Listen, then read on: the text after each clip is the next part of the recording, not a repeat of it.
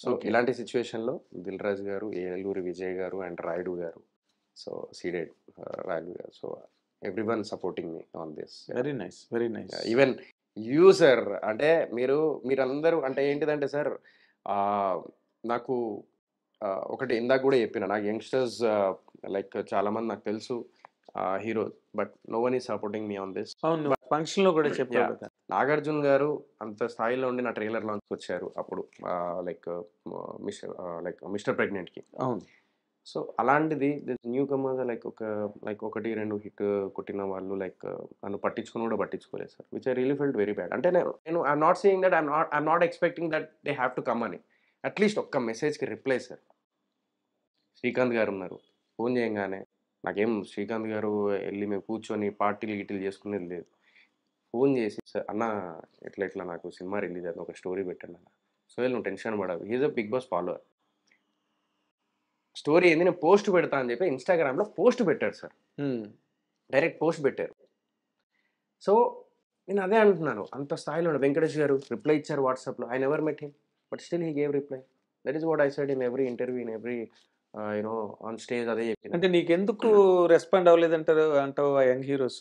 So, I don't know sir what is happening. Like అంటే నేను reality show నుంచి వచ్చానేమో, సక్సెస్ అవ్వలేదేమో. I don't know like so many aspects of and at least reply sir. I am expecting only reply. Okay. Okay. I don't want to reveal the names because I don't want to blame them because they are also struggling. Of course.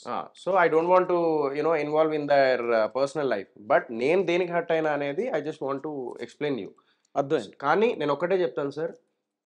వీళ్ళందరూ even నేను వీళ్ళందరూ గాని లేకపోతే ఇప్పుడు upcoming యాస్పిరింగ్ actors గాని అందరూ నేర్చుకోవాల్సింది ఏందంటే సీనియర్స్ దగ్గర నేర్చుకోవాలి. చిరంజీవి గారి దగ్గర, నాగార్జున గారి దగ్గర, వెంకటేష్ గారి దగ్గర, బాలకృష్ణ గారి దగ్గర, జగపతి బాబు గారి దగ్గర, శ్రీకాంత్ గారి దగ్గర వీళ్ళందరిని దగ్గరుండి చూసి వాళ్ళు they have seen a long career. Yes.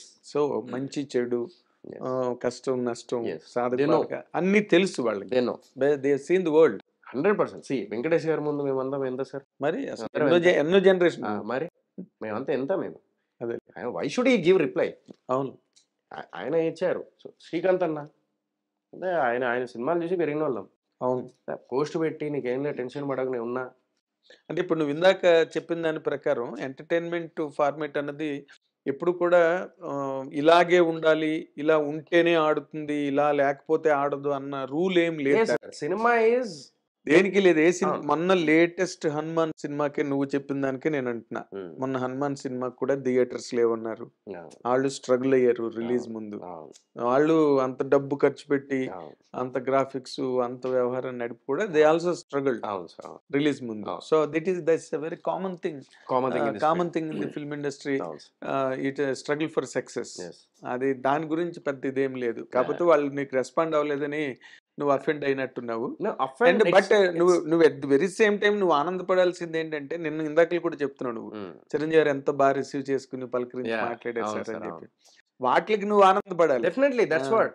అదొక వీళ్ళు కాదు కదా, రేపు ఆడియన్స్ రిలీజ్ అయ్యి ఆడియన్స్ మెచ్చుకున్నప్పుడే వాళ్ళు ఇప్పుడు నీకు ఫోన్లు చేసి మెసేజ్లు పెట్టినా నీకేం ఉపయోగం లేదు. అవును sir. Is it not? Yes sir, true.